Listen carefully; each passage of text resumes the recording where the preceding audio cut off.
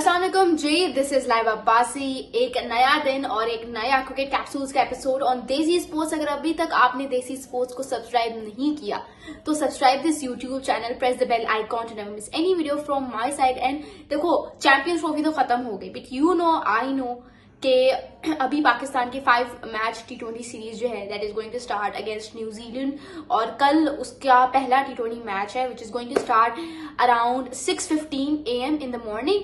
ठीक है, मतलब ये है कि जितने भी मुसलमान हैं वो सहरी के बाद सोएंगे नहीं, because you know whoever is a big fan of cricket like me, they're going to be kind of wake themselves up, ठीक है, because they don't want to miss out on such an interesting match. ठीक है, कुछ होंगे sensible लोग जो alarm लगा लेंगे, 6:15 पर उठेंगे और मैच एंजॉय करेंगे, लेकिन हम जैसे लोग शायद हमें भरोसा नहीं है अलार्म पे, हमें भरोसा नहीं है अपनी नींद पे, और हम नहीं चाहते कि हम इतने जबरदस्त मैच में मिस आउट करें। आई नो दैट हम जितना ज्यादा डिसअपॉइंट हो गए हैं पाकिस्तान क्रिकेट के सिस्टम से, पाकिस्तान क्रिकेट की टीम से, ठीक है, हमारा दिल नहीं करता, ठीक है, मतलब मजीद इनको देखने का। बट क्या करें, at the end of the day these are our players, ठीक है, इनको हम नहीं सपोर्ट करेंगे तो कौन करेगा, इनको हम बैक नहीं करेंगे तो कौन करेगा।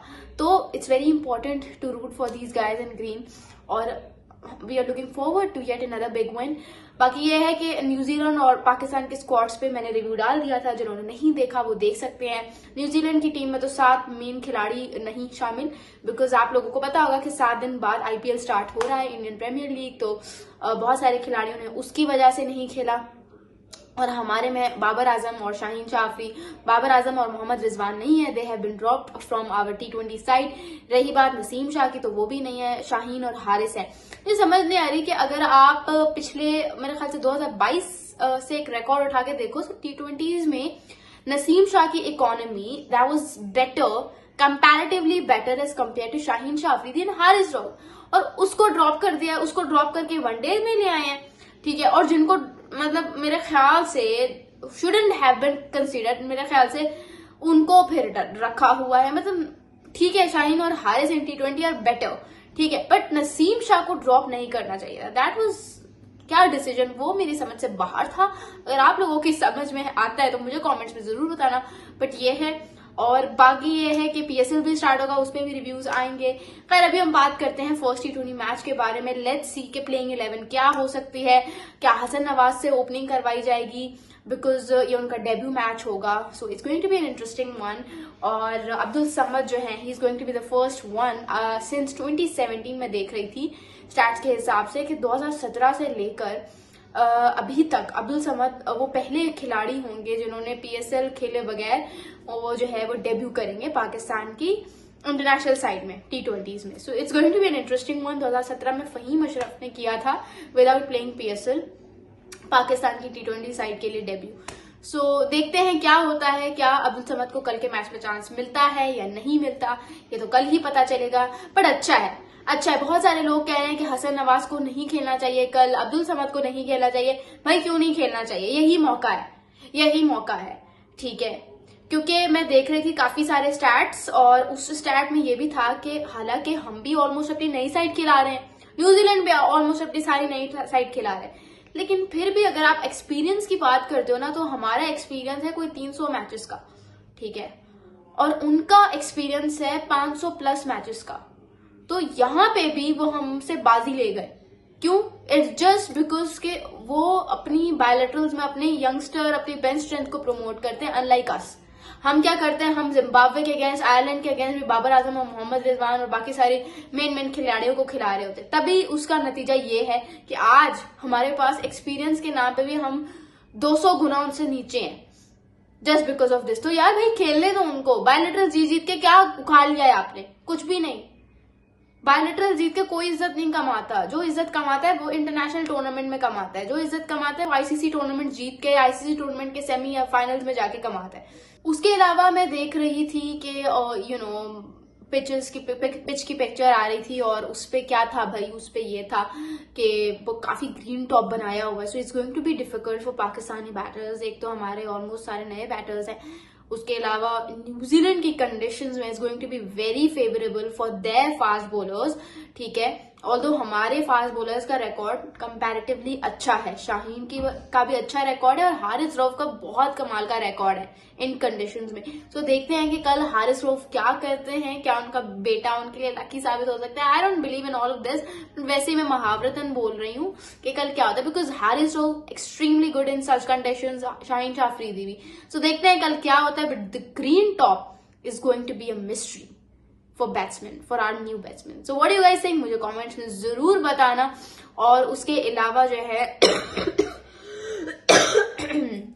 मैं एक खबर पढ़ रही थी, ठीक है, and it was statement by Umar Akmal, उसको हम डिस्कस करते हैं। But if I get a chance to give my prediction about कल का match, so I feel like it's going to be Pakistan ruling the day.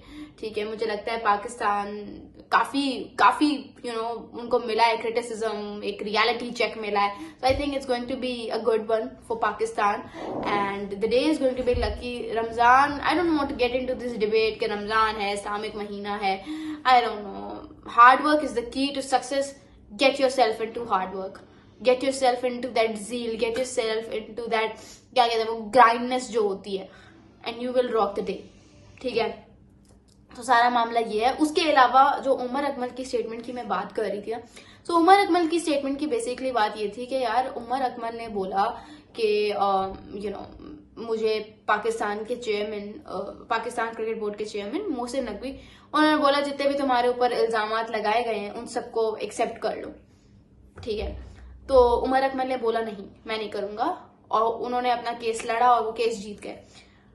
और उमर अकमल ने ये बोला कि मैं तो रिटायरमेंट लेने वाला था, और काफी उन्होंने उस इंटरव्यू में जो है बहुत नाउमीदी का इजहार किया। उन्होंने बोला कि ऐसे प्लेयर्स जो फिक्सिंग करते हैं, स्पॉट फिक्सिंग में पता नहीं किन किन कामों में मुब्तला होते हैं, माफी मांग के टीम में वापस आ जाते हैं और टीम में से ऐसे खेल रहे होते हैं जैसे उन्होंने कभी कुछ किया ही नहीं है।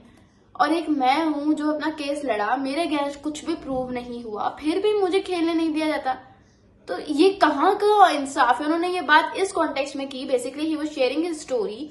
अब वो पता नहीं कौन सी 12वीं या 14वीं, कौन से महीने की 12वीं या 14वीं की बात कर रहे थे, बट उन्होंने एक बात की, उन्होंने एक स्टोरी शेयर की। उन्होंने बोला कि 12 मार्च को जो है मेरी फ्लाइट बुक हुई थी and I was travelling to that फलां कंट्री, और 14 मार्च को मेरी फलां लीग का पहला मैच था।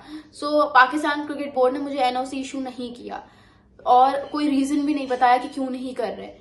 तो उन्होंने अपनी डिसअपॉइंटमेंट का इजहार ऐसे किया कि ना ये लोग मुझे अपनी डोमेस्टिक टूर्नामेंट में खेलने देते हैं, किसी डोमेस्टिक टूर्नामेंट में, ना पीएसएल में खेलने देते हैं, ना पाकिस्तान क्रिकेट टीम की तरफ से खेलने देते, कोई बाहर की लीग हो तो उसके लिए मुझे एनओसी नहीं देते। तो यार आप देखो कैसा जीना हराम क्या हुआ है। बाज़ औक़ात क्या होता है ना, हम प्लेयर्स को जितना ज्यादा क्रिटिसाइज कर रहे होते हैं ना, हम अपने प्लेयर्स को कि ये ऐसा है, ये वैसा है, सारा कसूर हमारे सिस्टम का है यार, सारा कसूर हमारे सिस्टम का है। हमारे सिस्टम ने एक एक प्लेयर का जीना ऐसे आराम किया हुआ है।